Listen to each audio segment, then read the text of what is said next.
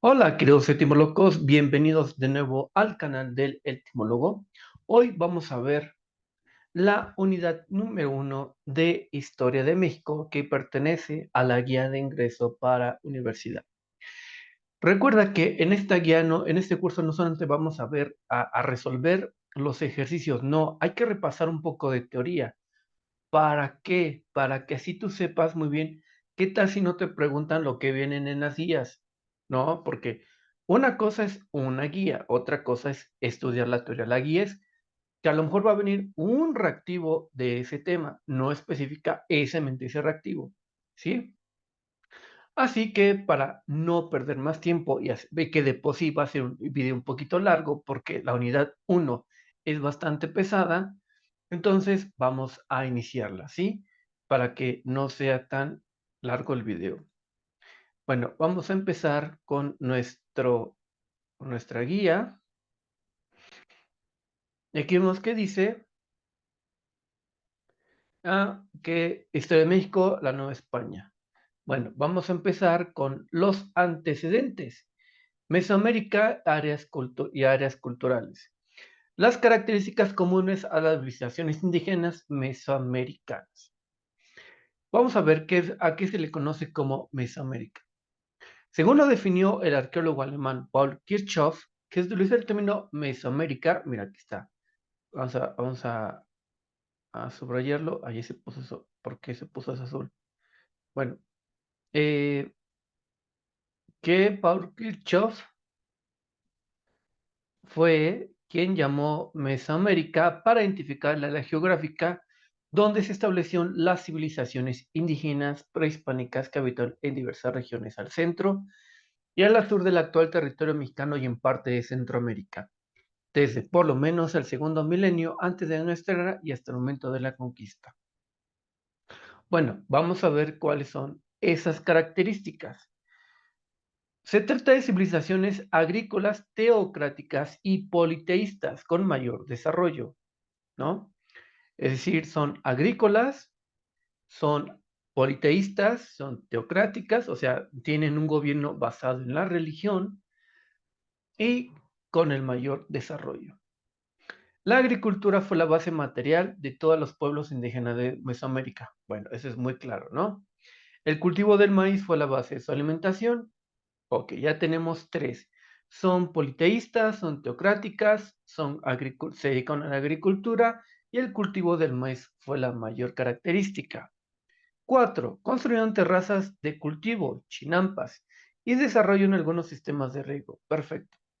Utilizaban la coa o el azadón de palo en labores agrícolas. Aquí sería interesante investigar qué es la coa o el azadón. Bueno, ya sabemos que también construyeron chinampas o terrazas para facilitar el cultivo y desarrollaron algunos sistemas de riego. Edificaron estructuras del tipo piramidal con basamento escalonado y con orientación astronómica. Cinco, el último, desarrollaron de escritura y de numeración y cómputo calendario. Ok, en pocas palabras, las culturas mesoamericanas eran politeístas, teocráticas, se dedican a la agricultura, desarrollaron sistemas de riego, chinampas, e hicieron las famosas pirámides de forma piramidal, escalonadas, con cierto sentido astronómico, e inventaron algunos sistemas de numeración y cómputo calendárico. Y aquí vemos en este mapa que es Oasis América, que es esta parte, Árido América, es decir, que aquí no hay tanto agua, por eso aquí podemos creer que sí hubo bastante agua, aquí no hay tanto, y Mesoamérica. ¿Por qué las mayorías de las civilizaciones se desarrollaron en Mesoamérica? Porque eran parte más fértiles y donde había más recursos. Ujú. Bueno, aquí tenemos los diferentes tipos de civilizaciones que ocurrieron en Mesoamérica. Tenemos la Olmeca, mira, aquí están los Olmecas, cultura madre de Mesoamérica y estableció en las golfas de México. Estableció en las golfas, en los golfos de México, aproximadamente de unos 1800 años antes de Cristo, dejaron los sitios como La Venta, San Lorenzo, Tres Zapotes vestigios colosales como enormes cabezas de basalto. Los olmecas son la cultura madre mesoamericana y establecidos en las costas del Golfo de México, como lo fue Veracruz, ahí está la venta. Tenemos, según se relata el Popol Vuh, el libro de los consejos, obra mítica y literaria maya quiché, escrita hacia el año 1550 pero que recrea muchos antiguos. Los dioses Tepuguzma crearon al hombre de maíz y lo dotaron de entendimiento. Y la civilización maya es otra de las más importantes. Se estableció en Chiapas, Quintana Roo, Tabasco, Guatemala, Honduras. Ok, maya se estableció en Chiapas, Quintana Roo, Tabasco, Guatemala y Honduras, y desarrolló un sistema calendárico de gran precisión matemática y astronómica, la llamada cuenta larga. Ok, perfecto. Entonces ya sabemos que los olmecas son la cultura madre, se establecieron en las costas del Golfo de México. Tenemos la obra más importante de estos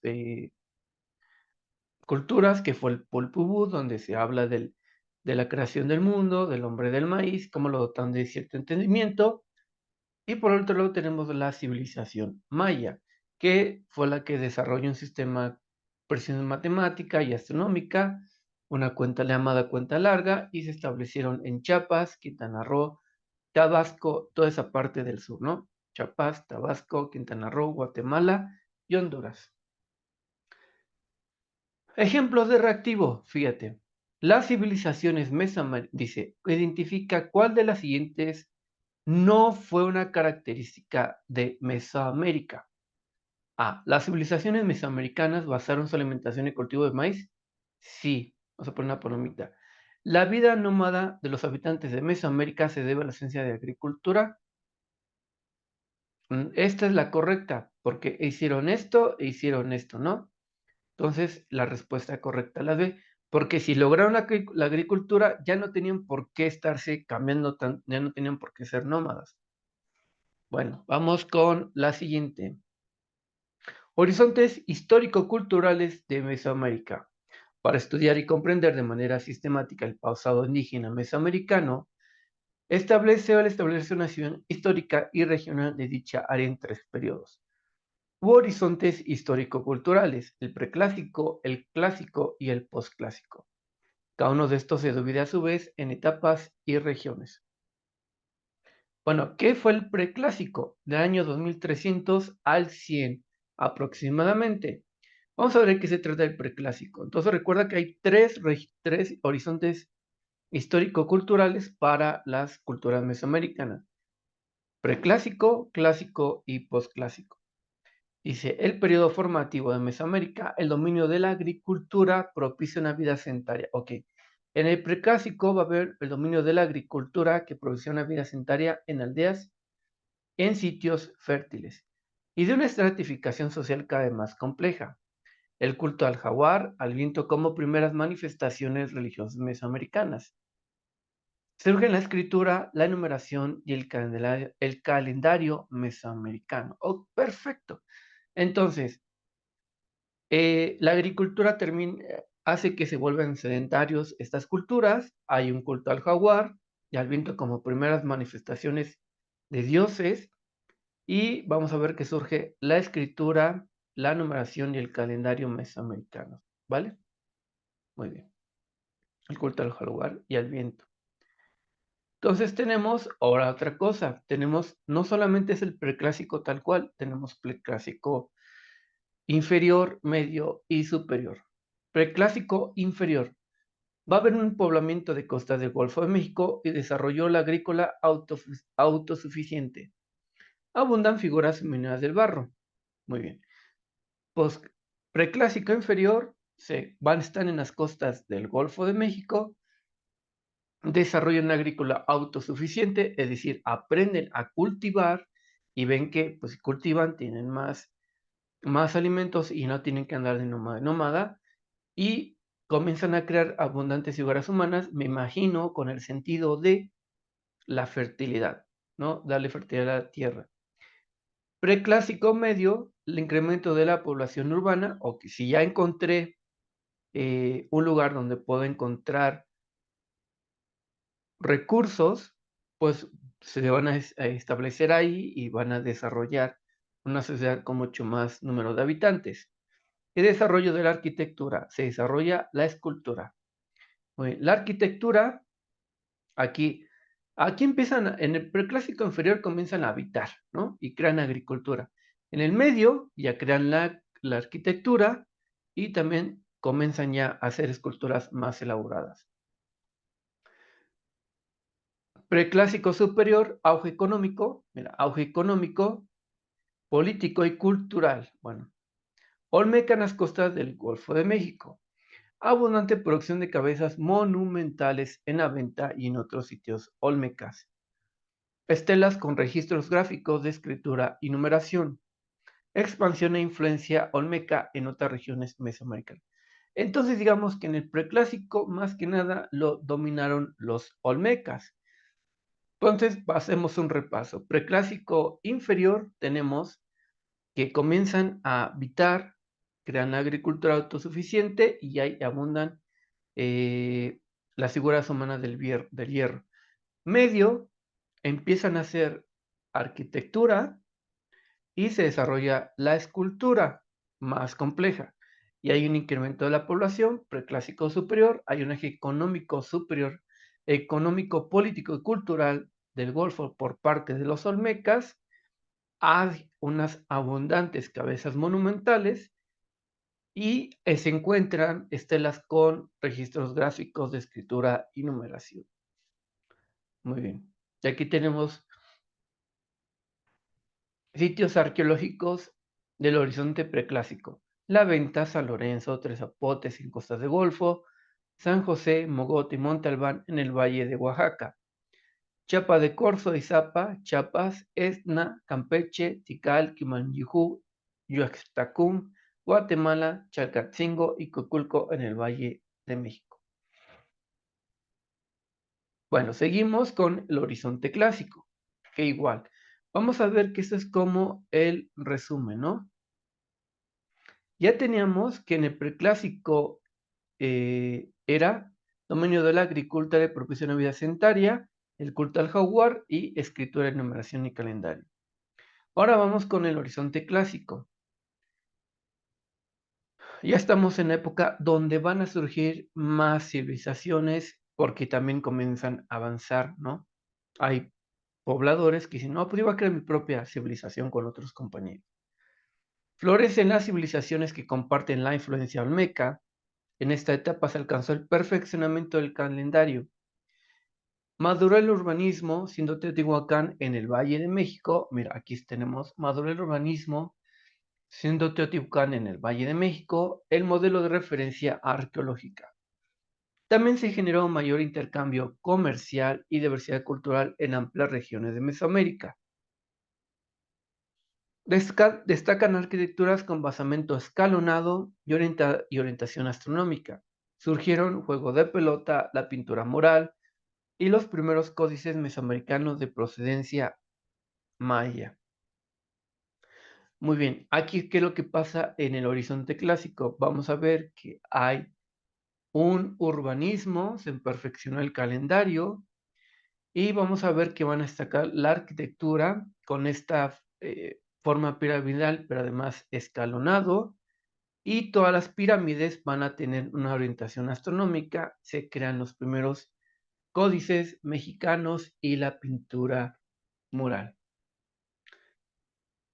Luego tenemos el protoclásico. Bueno, vamos a hacer, aquí va a ser, lo que tenemos acá arriba es un resumen, pero vamos a verlo de manera mucho más detallada. El protoclásico, decadencia olmeca y transición del preclásico al clásico. Primeros vestigios arquitectónicos en Teotihuacán. ¿Sí? Ya los olmecas como que empiezan a decaer, pero entonces dejan sus primeros vestigios arquitectónicos en Teotihuacán. Clásico medio, aumento sustancial de la población en el altiplano central, o sea, comienzan a avanzar. Yo creo que comienzan a faltar los recursos, que es lo que pasa, tenemos que buscar nuevas nuevas zonas que nos provean de recursos. Y por lo tanto, hay el predominio político-económico de Teotihuacano en el altiplano. Ajá. Bueno, seguimos. Clásico tardío, el auge político y cultural maya, el arco maya en arquitectura, el cero y el sistema vigesimal de los mayas, el perfeccionamiento del calendario, la cuenta larga de los mayas, decae Teotihuacán y se incrementa las fricciones fronterizas en diversas regiones de Mesoamérica y las tendencias migratorias, el epiclásico. Bueno, en el clásico medio ya vemos que hay un aumento de la población porque viajan en el altiplano y hay un predominio de Teotihuacán. Luego, ¿qué pasa en el clásico tardío?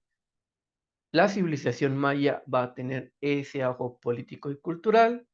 Se inventa el cero, el sistema vigesimal, el perfeccionamiento del calendario, con orientación astrológica, la invención del cero, y hay unas tendencias migratorias.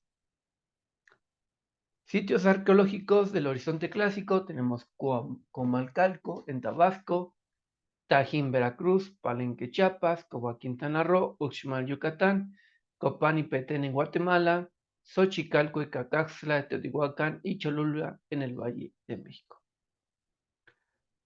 Bueno, vamos con el horizonte postclásico del 900 al 1521. Vamos a ver este pequeño resumen. Auge de las tendencias migratorias. Grupos chichimecas procedentes de Aridoamérica en el altiplano central principalmente.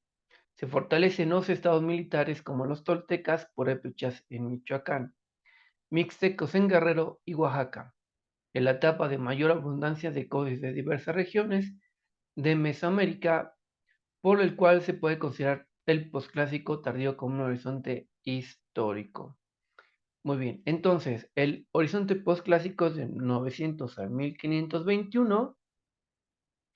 Hay estados militares como los toltecas, purépechas en Michoacán y mixtecos en Guerrero. Hay gran abundancia de códices en diversas regiones de Mesoamérica y se considera el posclásico tardío como un horizonte histórico. Ya, a partir del posclásico tardío, ya viene todo lo que va a empezar a ser virreinato, un poco de la conquista, porque recuerda, estamos en el 1521. Entonces, ¿de qué trata el horizonte posclásico? Hay estados militares como los toltecas, purépechas en Michoacán, los mixtecos en Guerrero y Oaxaca. Hay una abundancia de códices y ahí se puede considerarse como un horizonte histórico. Vamos a ver cómo se dividen los tres. Posclásico inferior, reorganización política, social, militar y territorial hacia el año 1000. Predominio tolteca en el Valle de México. Decadencia maya y nuevos núcleos de poblamiento en la península yucateca.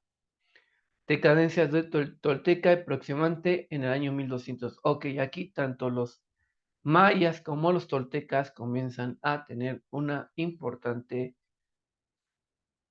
decadencia. Posclásico superior, también llamado horizonte histórico.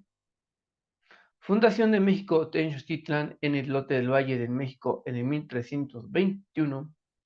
Integración de la Triple Alianza entre Tenochtitlan, Tlaxcopan y Texcoco para vencer a los aztecas. Expediciones españolas procedentes de Cuba recorren las costas del Golfo de México y Hernán Cortés realiza la conquista de México entre 1519 y 1521. Muy bien. Entonces, posclásico superior, se funda México Tenochtitlan, está la triple alianza entre Tenochtitlan, Tlalcopan y Texcoco. Ya comienzan las expediciones españolas por las costas del Golfo de México y entre 1519 y 1521 se lleva a cabo la guerra para conquistar a México. Bueno, aquí tenemos el ejemplo de reactivo. Señala una referencia correspondiente al horizonte posclásico. Fíjate, horizonte posclásico. En su etapa temprana, los toltecas fundaron la ciudad de Teotihuacán. Ah, no. La cultura madre mesoamérica estableció esta no. Hacia el año 1325 fue erigida por los aztecas la ciudad de México Tenochtitlan. Esta sí. El uso de la rueda y la pólvora. No, pues esto tampoco. Aquí la tenemos. La fundación de México Tenochtitlan está fechada en 1325. Responde a la etapa esta. ¿Ya viste? Es el inciso C, ¿no? Vamos con el siguiente subtema, descubrimiento y conquista militar y espiritual de México. A lo que vamos a llamar que son las dos conquistas. Una va a ser por la cuestión militar y la otra por la cuestión espiritual, que es la religión. Muy bien, a partir de 1492, la reina Isabel de Castilla patrocinó los viajes de Cristóbal Colón con el propósito de abrir nuevas rutas para el comercio de España. Y como resultado de dichos viajes, tarde o temprano se suscitó el descubrimiento del Nuevo Mundo. La exploración y conquista de América fortaleció al Imperio Español durante los siglos siguientes.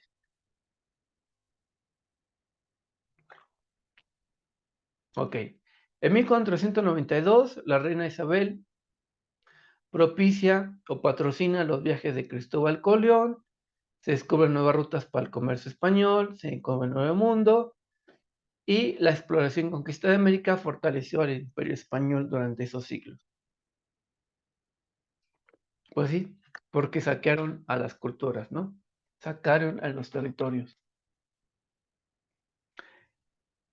En 1503 se creó la Casa de Contratación de Sevilla, que se encargaba de regular los asuntos coloniales y otorgar los permisos para efectuar viajes y exploraciones, así como las autorizaciones para residir en Nueva España. Además, regulaba el comercio y navegación en América. Cuba fue el punto de partida para las tres primeras expediciones organizadas por el gobernador Diego de Velázquez hacia el continente, las cuales fueron, ok, mira, en 1503 se crea la Casa de Contratación de Sevilla, que encargaba de regular los asuntos coloniales, de otorgar los permisos para efectuar viajes y exploraciones y residir en Nueva España, regulaba el comercio y la navegación en América, y en Cuba van a surgir las tres expediciones dirigidas por Diego de Velázquez. La primera ocurre en 1517 y el conquistador es Francisco Fernández de Córdoba y sitios que exploró y las mujeres, Cabo Catoche y Champotán. Ajá. La primera en 1517 es por Francisco Fernández de Córdoba y va a expedir y las mujeres, Cabo Catoche y Champotán. Aquí lo que te recomiendo es realiza eh, una, una línea del tiempo para que te acuerdes muy bien. Segunda expedición en 1518 es por Jorge Juan de Grijalva y los sitios que va a recorrer son Cozumel, Laguna de Términos, Ríos Usumacinta y Grijalva y San Juan de Ulúa, ¿no? Primero fue Francisco Hernández, luego Juan de Grijalva. En 1518 él se va más por el sur, que es Cozumel, Laguna de Términos, Riomacinta y Grijalva y San Juan de Ulúa. O sea, como que le dio así como que fue de Quintana Roo, Yucatán y Veracruz, ¿no? Luego, tercera expedición es en 1519. Hernán Cortés llega a Cozumel, que explora Cozumel, Tabasco y San Juan de Ulúa. Recuerda que en Veracruz va a ser la primera, primer lugar donde es el primer ayuntamiento que se va a llamar la Villa Rica de la Veracruz. Ok, aquí tenemos, al desembarcar en costas del Golfo de México, el capitán Hernán Cortés fundó un primer ayuntamiento, la Villa Rica de la Veracruz, el 10 de julio de 1519. con un gobierno local, ante el cual Cortés solicitó autorización para explorar tierra adentro. O sea, vamos a llegar, vamos a crear nuestro primer ayuntamiento, se va a llamar la Villa Rica de la Veracruz, y a partir de ahí va a tener un gobierno, digamos que es como el gobernador, y va a estar encargada por el rey, a nombre del rey, y de ahí van a surgir todas las expediciones hacia tierra adentro. A la llegada de los españoles aztecos, los aztecas ejercían un sólido dominio político, militar y comercial desde el altiplano central a tierra de Centroamérica. Según se desprende por la consulta de numerosos relatos indígenas y españoles sobre la conquista de México, Moctezuma II Xocoyotzin, Tlatoani o emperador azteca que recibió y hospedó en su palacio Hernán Cortés. Okay. Moctezuma Xocoyotzin es quien recibe a Hernán Cortés. Creyó identificar en el capitán español a dios Quetzalcóatl. Entonces aquí imagínate, ¿no? Aquí fíjate que te están contando como que un relato. Aquí, bueno, ya llegó Hernán Cortés a a México, crea la Villa Rica de Veracruz. Vamos a crear aquí nuestro gobiernito, un pequeño gobierno, una pequeña extensión de España, ¿no? El 10 de junio de 1519, 10 de julio de 1519. A partir de ahí, se dan tierra adentro, ¿no? Y van buscando ahí qué hay, qué no hay, y a lo mejor, descubriendo cuáles eran esas civilizaciones que habían ahí. Después ya ve que se encuentra con Moctezuma II, Xocoyotzin, también, o el Tlatoani, y es el que Moctezuma es quien lo va a hospedar en su casa, ¿no? Dice, órale, vente para acá, quédate un rato. Pero según dicen que no es que hubiera un emperador, sí, a lo mejor lo llegaron a confundir con un dios, y por eso se cree que le dieron todos esos regalos, pero no puede ser que pudo haber sido al revés. Te damos regalos para que te vayas, no para que te quedes. A lo mejor, pues, lo entendieron mal los españoles. Dijeron, híjole, mira, aquí te hay mucho regalito, pues vamos a seguir conquistando. Y luego tenemos que dice, así por ejemplo, según lo refiere Bernal Díaz de Castillo en la historia verdadera de la conquista de la Nueva España, al igual que Fray Bernardino de Sahagún en la historia general de las cosas de la Nueva España, Códice Florentino, los aztecas tenían el incumplimiento de la profecía sobre el eventual retorno de Quetzalcóatl, que vaticinaban el fin del quinto sol, Nahui Oyin. Muy bien. Esto nos lo va a relatar dos personas. Este encuentro nos va a relatar dos personas. Tanto Bernal Díaz de Castillo como Fray Bernardino de Sahagún. Y esto se cree que estaba escrito o está escrito en el Códice Florentino sobre cómo va a aparecer Dios Quetzalcóatl, y esto indica el fin del quinto sol, es decir, el Nahui Oyin.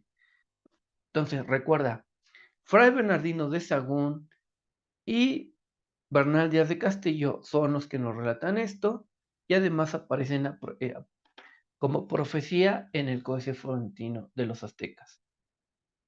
Aquí tenemos factores que facilitaron a Hernán Cortés la conquista de México entre 1519 y 1521.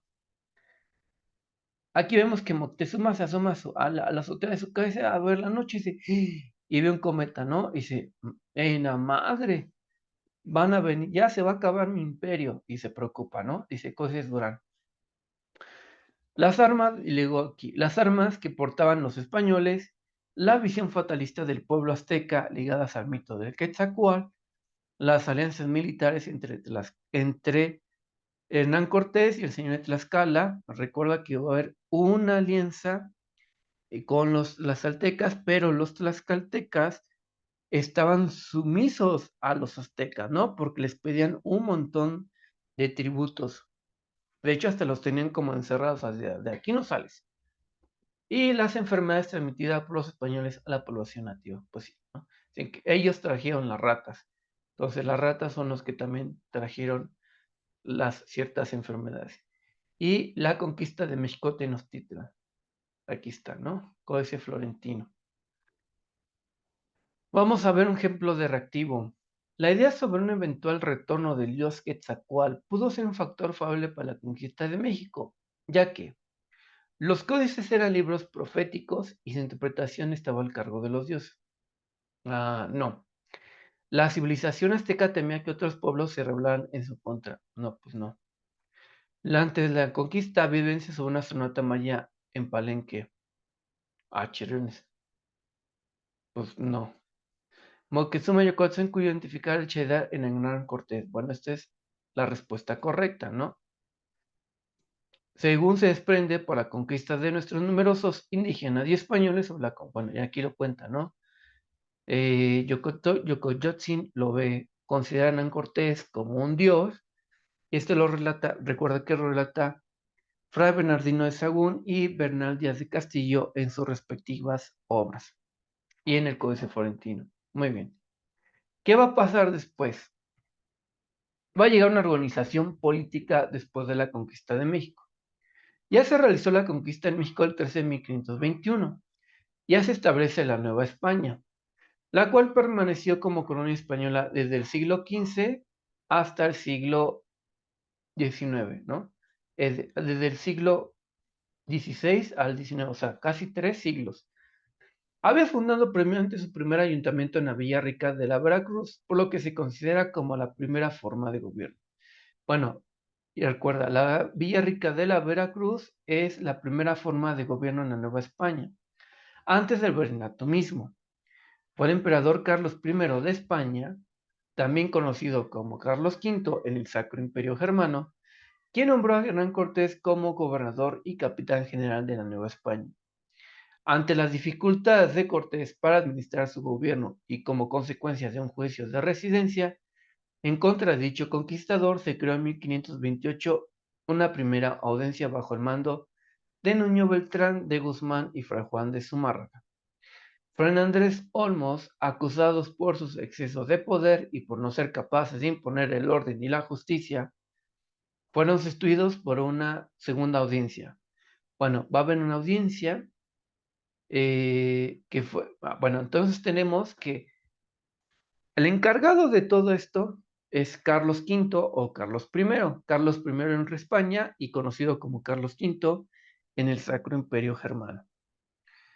Tenemos que las dificultades que tiene Cortés por realizar este primer gobierno es que sus trabajadores pues tenían la incapacidad de imponer el orden y la justicia en audiencia.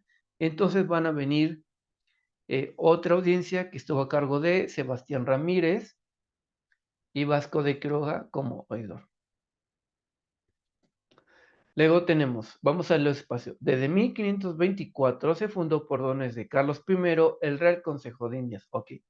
En 1524 se funda el Real Consejo de Indias. Vamos a ver cuáles son las características del colegio de este Consejo de Indias, que era como administrar los diversos aspectos administrativos, legislativos y judiciales novohispanos que supervisaba la Real Hacienda en cobro de impuestos. Entonces, el Consejo de Indias administraba todos los aspectos administrativos, legislativos y judiciales que la Real Hacienda hacía en el cobro de impuestos. Los consulados en la regularización, bueno, aquí tenemos un cuadrito. ¿Qué es lo que hacía? Hay una administración colonial, Real Haciendas, consulados y alcaldías, ¿no? De lo que estaban a cargo en su administración colonial. En el Poder Legislativo, pues ellos se proponían la ley de Indias, los decretos y las ordenanzas. Y en justicia colonial, tribunales, el Santo Oficio y otros. Entonces el Consejo de Indias administraba tres grandes cosas: el dinero, la ley y todo lo que tenía que ver con la colonia, ¿no? Como lo religioso, digamos. La administración económica va a ser que va a tener a su cargo la Real Hacienda, los consulados y las alcaldías. En su administración de poder legislativo, administraba la ley de India, los decretos y las ordenanzas, y en la justicia colonial, pues va a administrar los tribunales, el Santo Oficio y otros. Seguimos. Mira, ahora ya vamos a empezar con el virreinato ya bien establecido. Ya tenemos que tiene, lo primero que se encarga el primer gobierno así es el Consejo de Indias, que tenía a cargo 3 cosas: el legislativo, el administrativo y un poquito de lo religioso, que era el Santo Oficio, y la y los tribunales. Bueno, el Virreinato de Nueva España. ¿Cómo estudiar esta parte?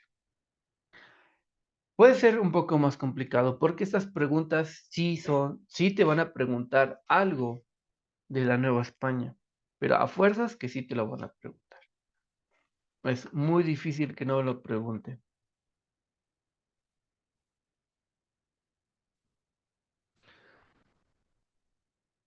Y además te sirve como repaso. Ok, vamos a ver esto. En 1535, el emperador Carlos I fundó el Virreinato en Nueva España y designó como primer virrey a Antonio de Mendoza. Ok, primer virrey es Antonio de Mendoza, representa personal de la corona española con las siguientes funciones: gobernador general de la Nueva España, capitán general de las Fuerzas Armadas en la Nueva España, presidente sobre el Consejo de Indias, vicepatrono de la Iglesia Católica, presidente de la Audiencia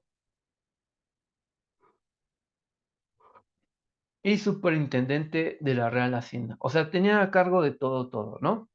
Era el mero mero de todos.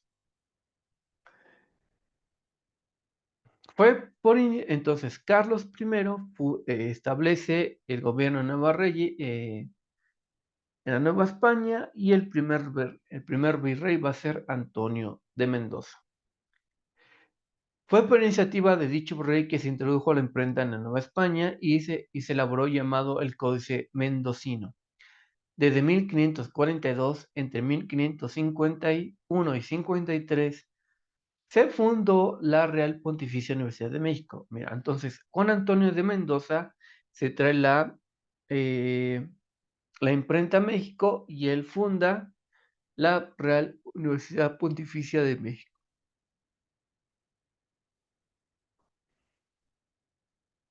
Conforme a la necesidad de evangelizar la población nativa a la Nueva España, llegaban misioneros, entre los quienes destacó el fraile dominico Bartolomé de las Casas, que este va a ser importante porque va a considerar que los indígenas tienen alma y hay que tratarlos con respeto. Obispo de Chiapas y verdadero defensor de los derechos indígenas. Se le considera repercursar el precepto universal de los derechos humanos. Otro importante misionero establecido en Nueva España fue Toribio Benavente Motolinía, cronista que relata las costumbres de la población nativa previa a la conquista. Fue también defensor de los derechos indígenas. Fray Zumárraga desde 1528, por obispo diócesis de México, también promotor de la Fundación Real Pontificia Universidad de México, que se ejecutó entre 1551 y 1553 tras la muerte de Zumárraga. Bueno, entonces sabemos, Antonio de Mendoza es el primer virrey de México a cargo de Carlos I. Con él se funda la Real Pontificia de México, propicia las expediciones de misioneros, entre los cuales llega Bartolomé de Fray Bartolomé de las Casas, defensor de los derechos indígenas, también Motolinía y Fray Juan de Zumárraga, que fue el que terminó que se ejecutara la creación de la Real y Pontificia Universidad de México. Está largo, sí está largo, pero imagínate que es mejor que estudies la teoría, porque además tendrías que buscar esto, ¿no? O sea, tienes que estudiar esta parte de la teoría, porque no te confíes en la guía, no, ni siquiera en los ejercicios de esta guía. Sí, los puedes contestar bien, pero ¿qué pasa si no vienen tal cual? Te preguntan algo de lo que está en la teoría. Siguiente, identifica cuál personaje colonial escribe a continuación. Esto, mira, fue por iniciativa de dicho rey que se introdujo a, pues, Antonio Mendoza. Ya, ¿viste? La estructura económica y social.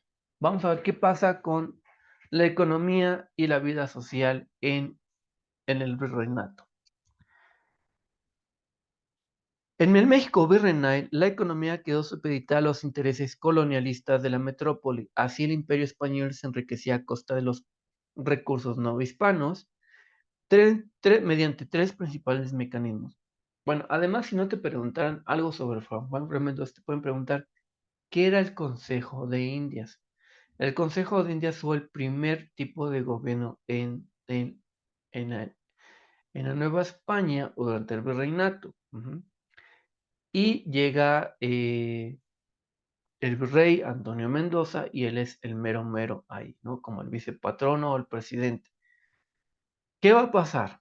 Aquí tenemos las tres principales características de del Imperio Español. Va a haber un control monopólico de actividades productivas. ¿A esto a qué se refiere?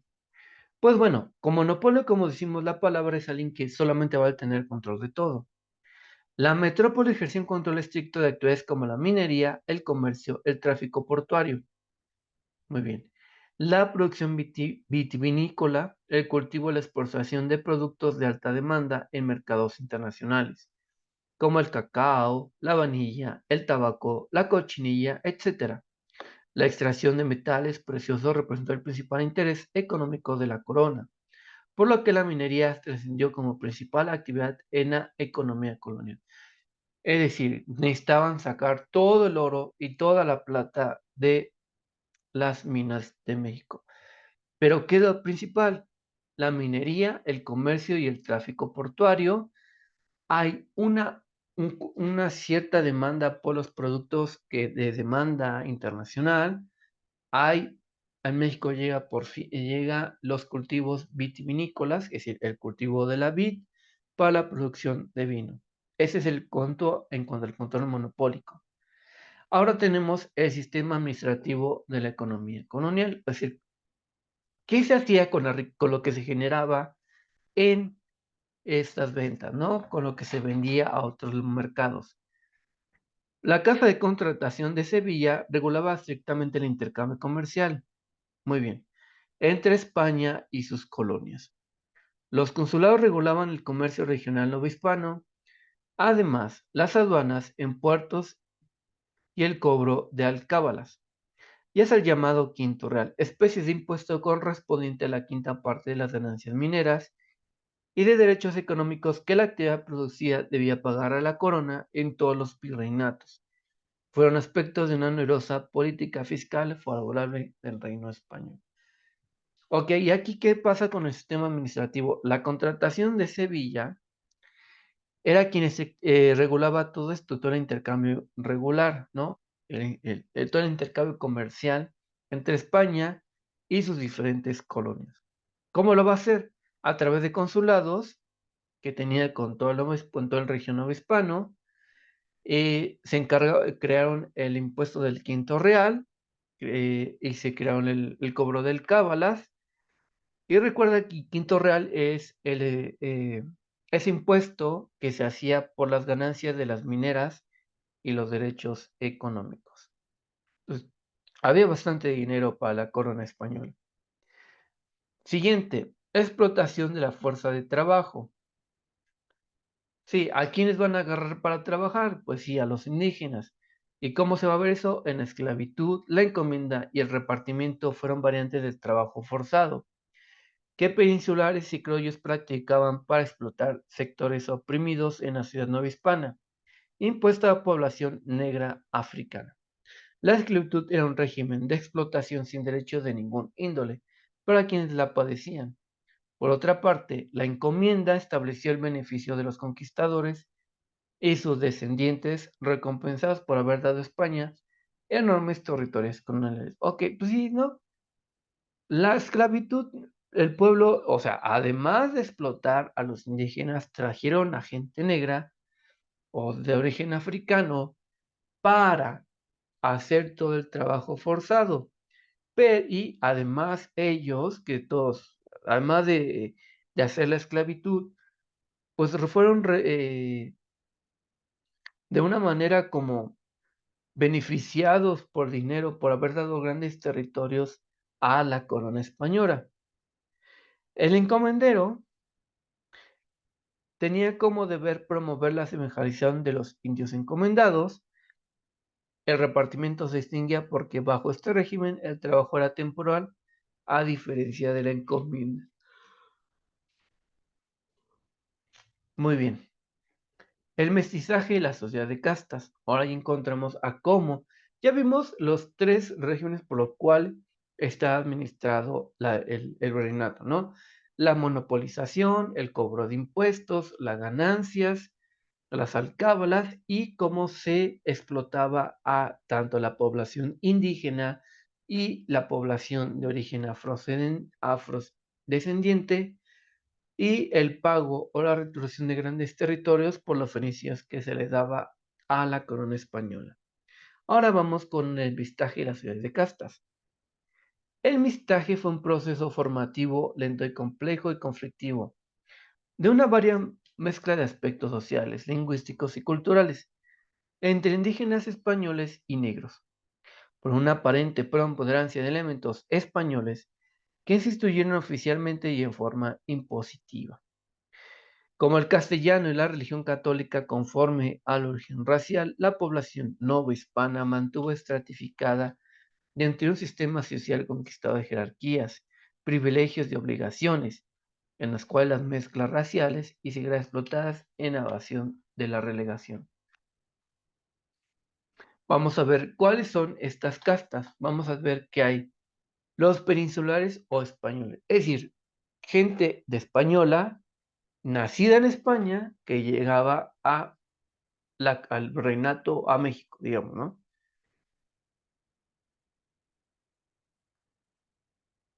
Tenemos a los criollos o hijos de españoles. Estos son los que llegaron a España, pero nacieron, son los hijos de los peninsulares, pero que nacieron en la Nueva España. Mestizo, raza formada por la mezcla entre españoles e indígenas. Los mestizos eran empleados menores subordinados a la autoridad de criollos y peninsulares. También ejercían actividades en el campo, la minería y el ejército. Bueno, por los españoles dijeron, no, yo quiero mezclarme con una mujer indígena. De ahí salieron los mestizos. Eran empleados menores, pero también estuvieron a cargo como de el campo, la minería y el ejército. Sectores indígenas, los que no se mezclaban con nadie, sino con ellos mismos. Era la población nativa de México, sobreviviente de la conquista, sin privilegios ni libertades. O sea, ellos sí no tenían nada de nada. Pues como no se mezclaban ni con un españolito, pues no tenían el chance. Pero sí tenían la protección de la corona. Eran explotados y maltratados, o sea, qué manchados. Eran explotados y maltratados, pero sujetos a la evangelización y dueños de tierras comunales con reconocimiento oficial. Le dijeron, bueno, tú eres indígena, pues te voy a dar tu tierrita para que estés contento.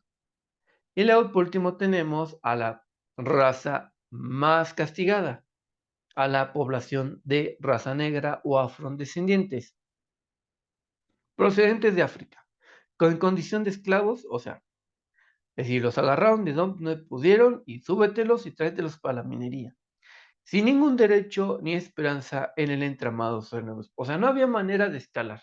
Por lo menos un indígena se casaba con un español, por lo menos podía subir de categoría. Realizaban trabajos forzados con una gran asistencia física, superaban otras castas y soportaban todo el peso de la injusticia y de los prejuicios que durante siglos vivió el México colonial. Muy bien. Vamos a ver un ejemplo de reactivo y dice, no corresponde al sistema social, no hispano social. La asignación de privilegios o obligaciones según el origen racial, este sí. La segregación racial, sí. La igualdad civil, no, pues no. Este sí. Entonces el racismo, sí, ¿no? No había igualdad en todos los sectores. Dependiendo de quién eras hijo o dónde habías nacido, pues te iba bien. Ahora vamos con otra parte. Ya vamos avanzando poco a poco en el virreinato. Ya se estableció más el virreinato. Ya hay una administración mejor social, política, económica y social. Y van a comenzar las reformas borbónicas. es decir, las formas que proponen los de la Casa Borbón. Bajo la influencia del pensamiento ilustrado del siglo XVIII, representó cambios en la cultura novohispana, entre los más importantes las reformas borbónicas. Fueron decretadas por el monarca español Carlos III a partir de 1767. Su principal propósito fue incrementar los ingresos de la metrópoli, para la cual estableció nuevas disposiciones. Bueno, ya pasa Carlos I, llega Carlos III, va a crear las reformas borbónicas, ¿no? Influidas por el pensamiento ilustrado del siglo XVIII, Carlos III las va a proporcionar, y estas son las características. Cancelación de la Casa de Contratación en Sevilla, porque era bien explotadora. Reorganización del Real Consejo de Indias y fortalecimiento de la audiencia en México. Nuevas cargas fiscales a la actividad productiva y portuaria. Envío de visitadores y revisores para practicar auditorías a la Real Hacienda en la Nueva España. Autorización para la fundación de nuevos puertos novohispanos. Fomento e intensificación de la extracción minería para favorecer la acumulación de metales preciosos a favor de la corona española. Cobro de impuestos, expropiación de bienes inmuebles al clero, creación del Tribunal de Minas y del Real Colegio de Minería, expulsión de la Compañía de Jesús en 1767, van a expulsar a los jesuitas, y la creación de milicias para apoyar a las tropas en reales a la custodia interna. Entonces, Carlos III es conocido por crear las reformas borbónicas,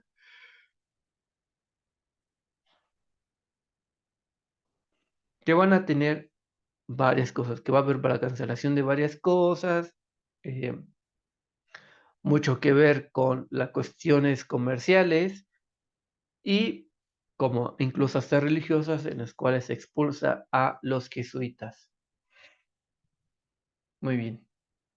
Y todo para elevar los ingresos de la corona y reducir el poder de los grupos locales, Carlos III decidió en 1786 dividir el territorio de Nueva España en dos intendencias. Ok. En 1786 divide el territorio en dos intendencias o gobiernos regionales. En cada una de las intendencias nombrado por el emperador se encargaría de implicar el incumplimiento capaz de las reformas borbónicas. O sea que va a haber Carlos III pues decide dividir a México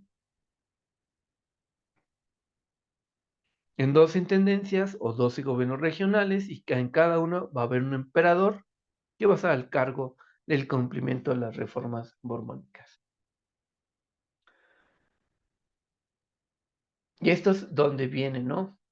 Las reformas borbónicas fueron los principales factores que motivaron a mayores contrastes y diferencias en la ciudad novohispana, porque además decía que pues los criollos no tenían los mismos derechos o las mismas oportunidades tanto económicas, laborales, sociales como un peninsular. Su aplicación produjo que el poder del rey disminuyera y se incrementara el mayor control político, administrativo y militar ejercido por la corona de Nueva España. O sea, pues el rey termina perdiendo todo el poder, ¿no? Porque antes él encargaba de todo, pero como al crear 12 regiones y cada uno va a tener un emperador, pues el rey queda así como, pues ya no tengo todo el poder. Carlos IV, heredero a la corona en 1804, mantuvo la prepotencia de la monarquía sobre la iglesia. Después le impulsó al crear la obligación de otorgar de manera forzosa onerosos préstamos para sostener las tropas españolas. Es decir, además la corona española le quitaba dinero al clero para dárselo al ejército. El descontento generalizado por las disposiciones reales dio también a rivalidad entre criollos, sector ilustrado pero regado al poder virreinal, y los peninsulares, quienes acapararon el control político y la autoridad de la Audiencia de México, por lo que consideran reformas borbónicas como uno de los factores crónicos principales que motivaron finalmente al inicio de la emancipación o independencia de México a partir de 1810. Entonces, las reformas borbónicas son las que van a hacer que haya un gran descontento por los criollos, por la falta de oportunidades o por la no igualdad que no pueden tener ante un criollo, ante un peninsular o un español, van a hacer que estos se enojen y digan, ah, no, pues nos vamos a emancipar de la corona. Ejemplo reactivo. ¿Qué forma de división se impuso en la Nueva España? Pues va a ser estados, no, intendencias, no, a cofradías o ayuntamientos.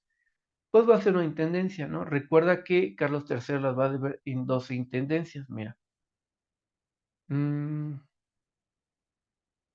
Aquí está. Intendencias, ¿sí? Lo más importante. Bueno, también en la época virreinata, pues va a haber mucha ciencia y va a haber el desarrollo de mucha ciencia y mucha arte. Aquí vamos a ver, vamos a empezar desde la educación en Nueva España estuvo siempre bajo el control de la Iglesia. La religión católica se reflejó en las artes y las letras. Las primeras escuelas fueron fundadas por misioneros. Entre ellos destacan el Colegio de Santa Cruz, de Tlatelolco, el Colegio de San Juan Letrán, el Colegio Mayor de Santa María de Todos los Santos, el Colegio de San Pedro y San Pablo y el Colegio de San Ildefonso. En 1551, bueno, aquí vemos que la educación en España estuvo siempre al control de la Iglesia y se van a crear todos estos colegios. Todos estos colegios se van a crear. En 1551 se fundó la Real y Pontificia Universidad de México. Ya lo habíamos visto que fue Antonio de Mendoza quien la promueve, pero va a ser Fray Juan de Zumárraga quien la va a terminar, ¿no? Y dice, en donde se impartió teología, derecho civil, canónico, medicina y artes. En Michoacán y en Guadalajara se establecieron colegios bajo la dirección de clérigos, quienes inculcaban artes y oficios a la población indígena.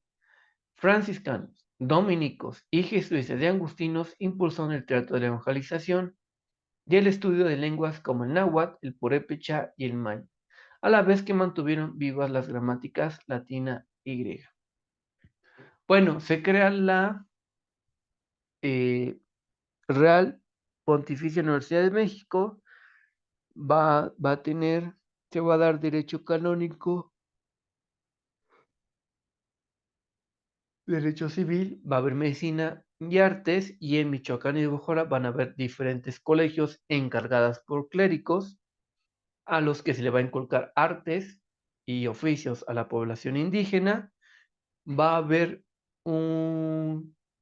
se va a estudiar un poco a las lenguas náhuatl, va a haber una evangelización de las personas indígenas y se mantiene viva el latín y el griego.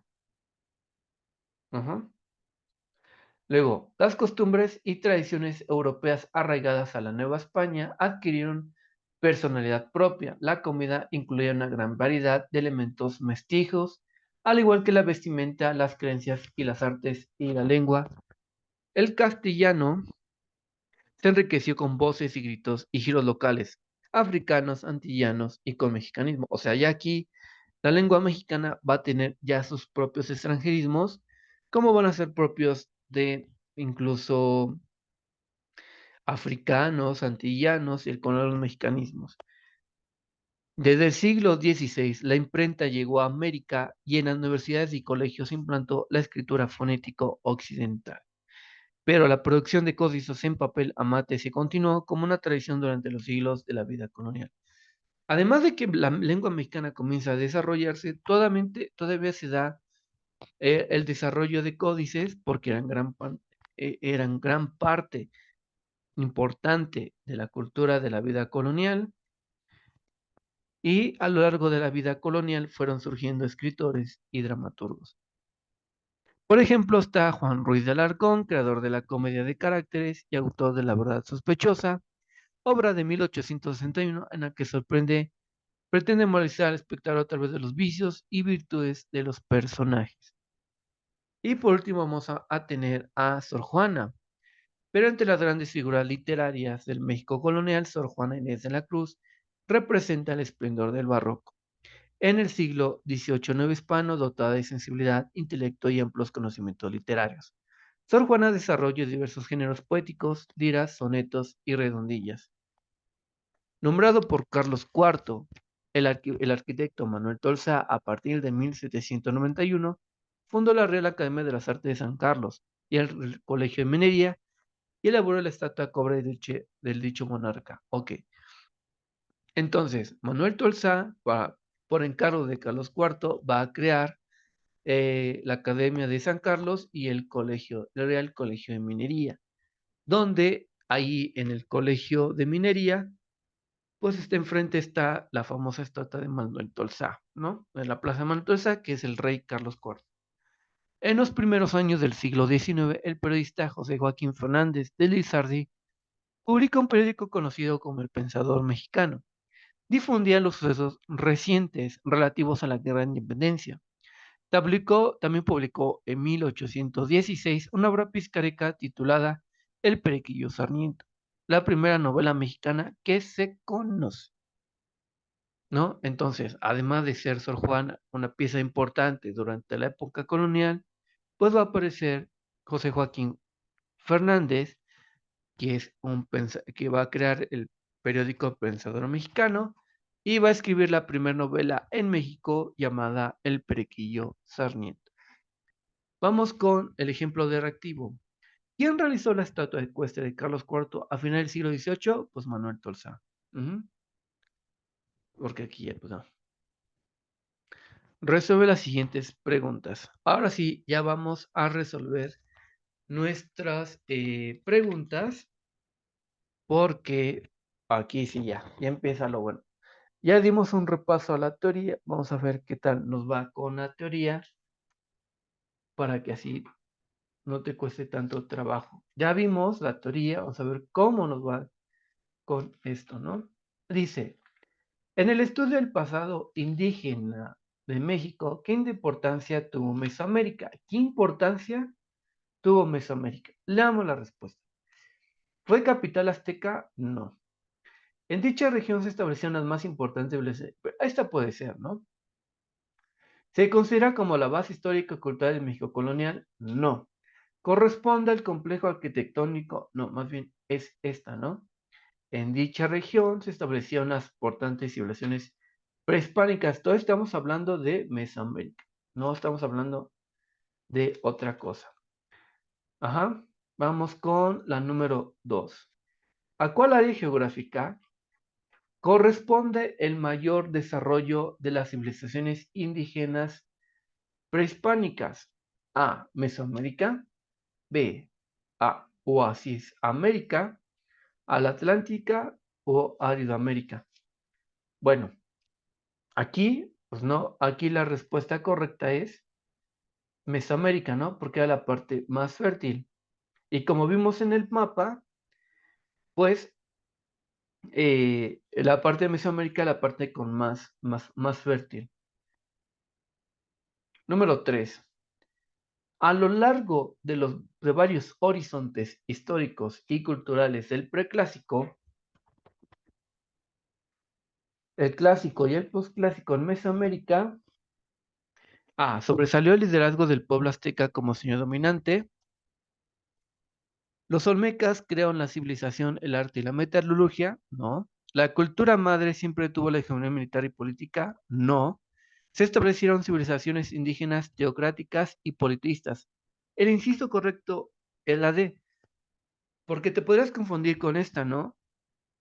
Sobresalió el liderazgo del pueblo azteca, no, pero dice a lo largo de varios horizontes históricos, culturales, preclásico, clásico, posclásico, pues se establecieron civilizaciones indígenas, teocráticas y politistas. Entonces nuestra respuesta correcta es la D. Ok, seguimos. ¿A cuál se considera como la cultura madre Mesoamérica? ¿Aztlán? No. ¿Los toltecas? No. ¿Los olmecas? No. ¿Anáhuac? Pues es una región. La respuesta correcta es los olmecas. Número 5. Algunas características comunes de las civilizaciones indígenas prehispánicas establecidas en Mesoamérica. Características. El origen andino de dichas civilizaciones, no. La escritura, la teocracia, la agricultura, puede ser. La escritura, ¿no? Por la elaboración de códices. ¿El cultivo de maíz y el uso de la cual, la son y el palo? Sí. ¿La adoración de dioses como? No, esto no. ¿El empleo de la rueda? No. La arquitectura está así. Tenemos dos, la 3 y la 6. Veamos dónde está la 3 y la 6. Ah, pues aquí está esta, ¿no? La 2, la 3 y la 6. Esta es la respuesta correcta. Inciso B, ¿ya ves? Es lo importante de estudiar la teoría. Seguimos con la número 6.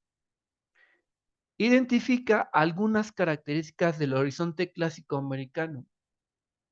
Esto es importante. Te lo van a preguntar porque te lo preguntan en tu examen. ¿Ausencia de agricultura y predominio tolteca de escritura fonética? No.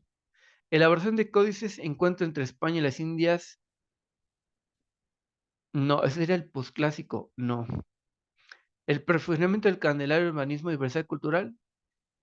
¿No? El perfeccionamiento del Candelario, el urbanismo y la diversidad cultural, y además la creación de esculturas, más bien digo, de arquitectura piramidal.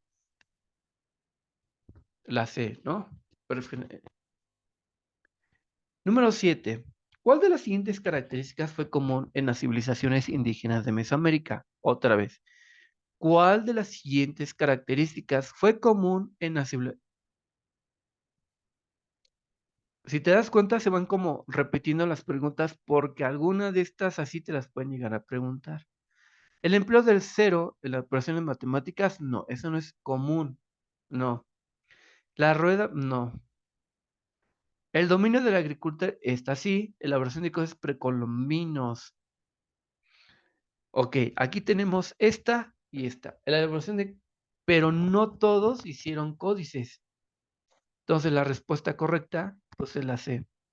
Porque eso sí, ellos cultivaban el maíz.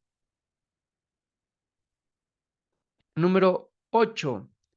El descubrimiento de América y la conquista de México son hechos correspondientes al horizonte protoclásico, preclásico tardío, clásico temprano o posclásico superior. Obvio, es el posclásico superior.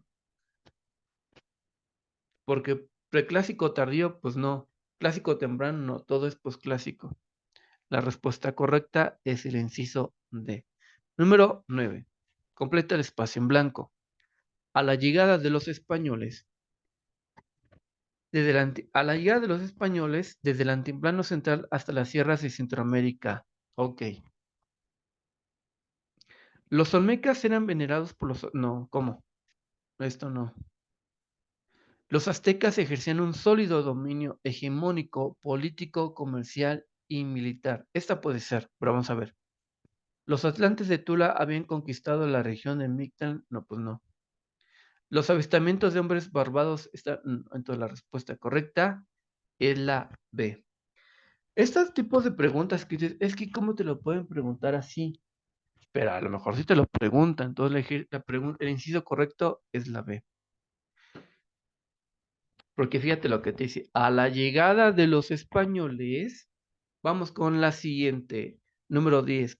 Completa el espacio en blanco.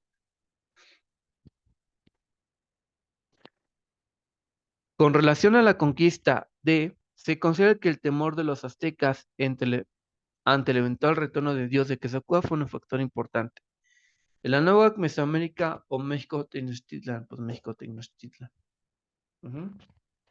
Ok. Seguimos con la siguiente. Fíjate, son varias preguntas. Son casi 30 preguntas, porque historia de México en esta parte sí que te van a preguntar muchas cosas. 11. Según infiere por la consulta de relatos indígenas y españoles del siglo XVI sobre la conquista de México. Vamos al espacio. Hernán Cortés se propuso confundir a los aztecas para que crean que era el retorno de Quetzalcóatl. Puede ser que sí. Moctezuma Xocoyotzin creyó identificar en Hernán Cortés al dios Quetzalcóatl. Está sí. ¿Los señoríos aztecas, las aztecas eran heredos entre sí? No. La corona española atribuyó a los dioses, entonces la respuesta correcta es la B. Xocoyotzin o Moctezuma es quien pues lo ve como un dios, ¿no? Vamos con la siguiente, número 12. Fueron algunos factores que facilitaron a Hernán Cortés la conquista de México Tenochtitlan entre 1519. Las armas de fuego por los españoles, sí. La traición realizada por la Malinche, no, pobre Malinche. La alianza de Hernán Cortés y el señor de Tlaxcala, sí. La pobreza e ignorancia del pueblo, eso no tiene nada que ver. La visión fatalista ligada al mito, sí. La destrucción del quinto sol provocada por Moctezuma, no. Tenemos 1, 3 y 5. Aquí está. Esta es la respuesta correcta. Número 13. Según los relatos de la conquista, cuando el capitán Hernán Cortés arribó al Valle de México, Moctezuma sí lo reconoció como el dios Quetzalcóatl, sí. El emperador Carlos II ejercía el mando de la península ibérica, no. En Mesoamérica aún no se dominaba el fuego ni la agricultura, no, sí. Los pueblos nativos de México desconocen la escritura, no. Entonces la respuesta correcta es el inciso A. Número 14. Previamente, la fundación del virreinato de la Nueva España, previamente a la fundación, el reino de Castilla fue reconquistado por los árabes. Bueno, eso no lo leímos. Ajá. La alianza entre aztecas y tlaxcaltecas provocó la derrota de Hernán Cortés. No, pues eso no. Hernán Cortés fundó la Villa Rica de la Veracruz, eso sí. Entonces nuestra respuesta correcta es la C. ¿Sí? Previamente, o sea, la respuesta correcta es la C. Número 15. ¿En qué orden cronológico debe mencionarse la fundación de los siguientes gobiernos?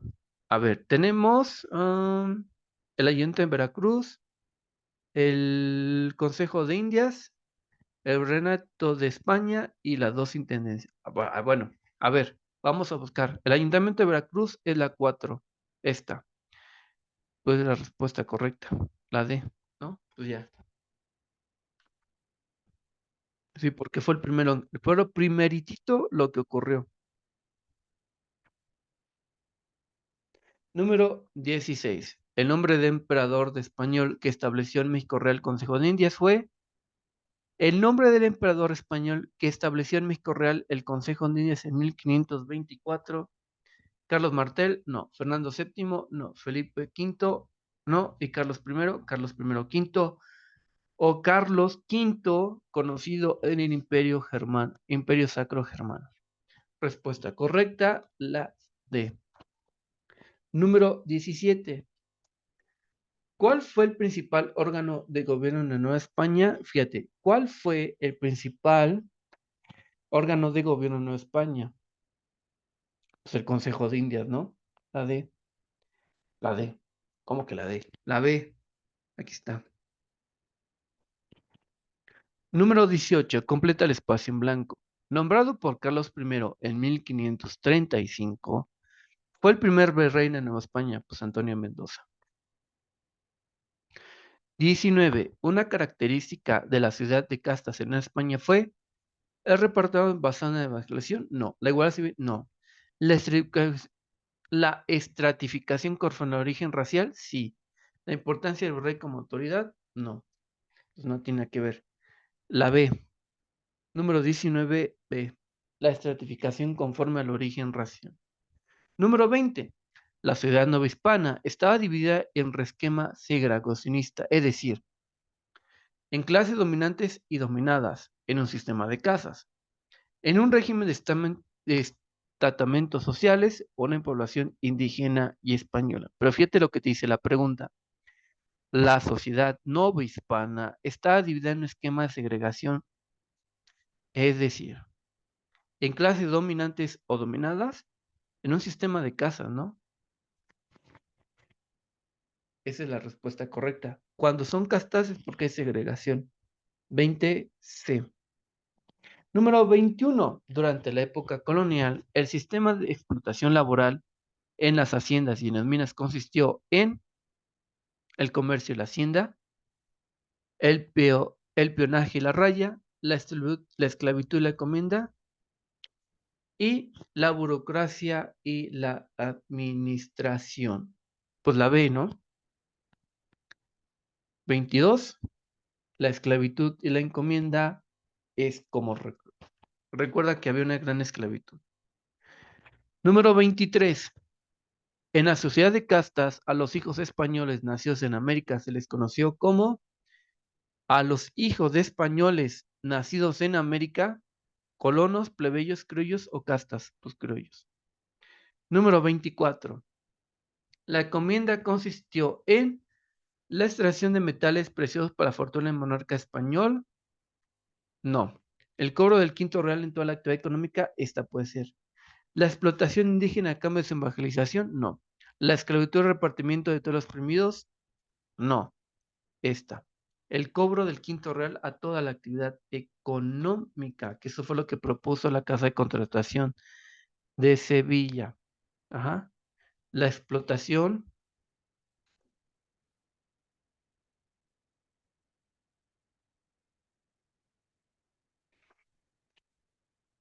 Ok.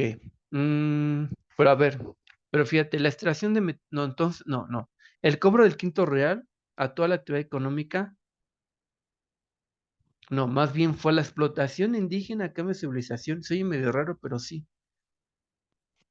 O sea, como que te doy trabajo y además te voy a evangelizar para que puedas trabajar.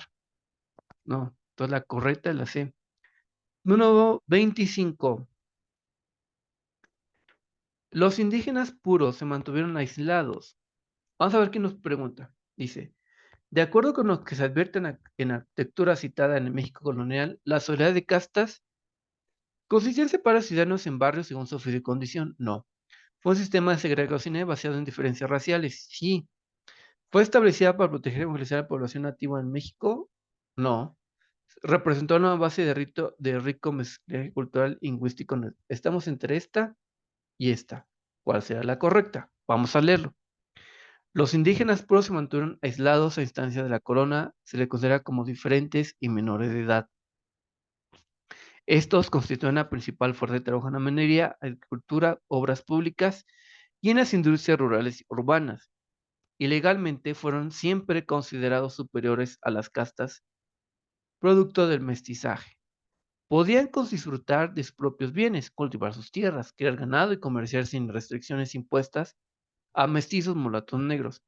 No obstante, la vida real, su subsistencia era muy precaria, condición social estaba muy cerca de los grupos legalmente eran inferiores.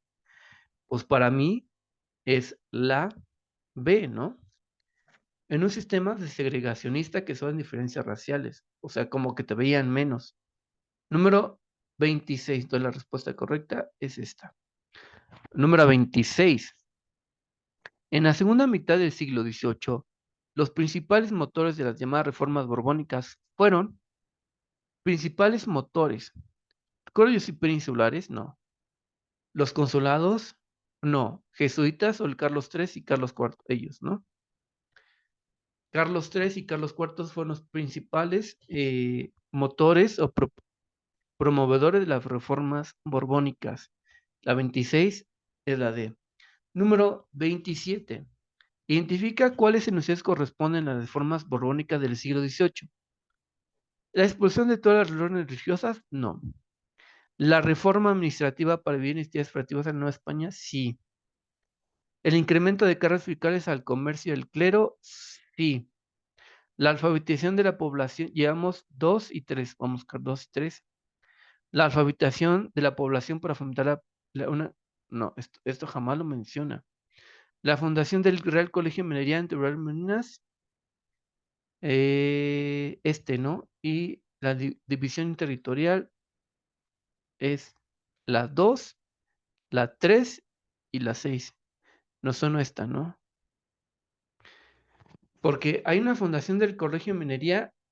Ah, no. La respuesta correcta es la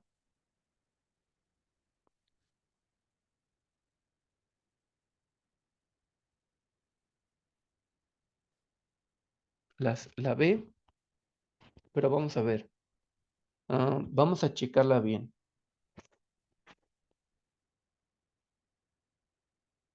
Ah, no.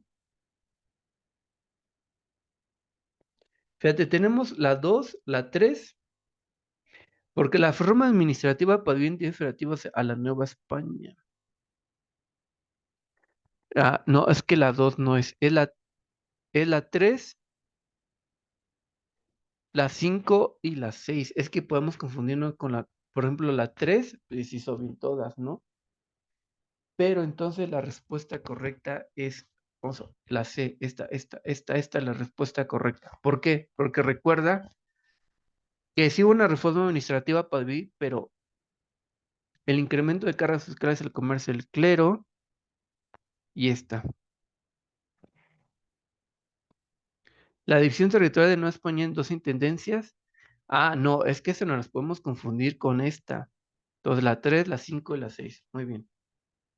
Seguimos. 28. ¿Cuál de las siguientes disposiciones no forma parte de las reformas borbónicas? La Real y Real Pontificia Universidad de México. Cargas tributarias del Carlos III impuesto de clero, sí. La creación de sistema de intendencia, sí. La Fundación Real Colegio, sí. Entonces esta es la incorrecta. 28, la respuesta correcta es la A, ¿no? Porque dice, ¿cuál de las siguientes disposiciones no forma parte de las reformas borbónicas? 28, A. 29, ¿cómo influyó en las reformas borbónicas en la vida de México colonial? Vamos a ver. ¿Fueron el principal instrumento de la corona para dar impulso eficaz al favor del comercio colonial? No. El terreno social suscitaron fuerte, sí. No tuvieron relevancia, pues nunca, no. La B, ¿no? Fueron en el terreno social, suscitaron fuertes rivalidades entre criollos y peninsulares. Número 29, la B. Número 30, vamos a marcarla bien que es la B. Número 30. ¿Por qué motivo se ha considerado que las reformas borbónicas son antecedentes de la independencia de México? Ah, pues lo mismo. Porque los criollos necesitaban un pretexto para... No, pues no. Porque no, pues tampoco. Porque Carlos V decretó la expulsión. No. Porque en la Nueva España se evitó el comercio y se suscitó el descontento. Ok, a ver. Es que hay varias, ¿no? Porque Carlos V... No, Carlos V no decretó la expulsión de cristal. Ese fue Carlos III. Entonces la respuesta correcta es la D, porque en España se efectuó el comercio y el descontento. Número 31. En la cultura novohispana se advierte el mestizaje en distintos aspectos, el retroceso de la civilización, la escritura jeroglífica o la influencia francesa. Como que hubo un mestizaje, ¿no? Lo que acabamos de ver es que había un mestizaje. Entonces la respuesta correcta es la. Hay un mestizaje en distintos aspectos. Número 32. ¿Cuál fue la primera universidad fundada en España? Por la Real y Pontificia Universidad de México. Número 33. Importante figura en la cultura brenal que escribió las redondillas. Pues, Sor Juana Inés de la Cruz. Inciso B. Número 33. B. Número 34. Identifica un dato correctamente acotado en la relación de la cultura novohispana. Juan Ruiz Alarcón fue un actor de comedias por las paredes hoy en el Arquillo Sarmiento. Ok, está por el Periquillo Sarmiento puede estar bien. Manuel Tolsá fundó la Real Academia de San Carlos y elaboró la estatua de Carlos IV. No, aquí eso está, él no la fundó. Sor Juana Inés de la Cruz fue la principal representante del romanticismo novohispano. No, no es romanticismo. El sector mestizo novohispano ejercía control de la educación y de la cultura virreinal. Como que ese sí tiene, ¿no? El sector mestizo. Estamos entre la D y la A.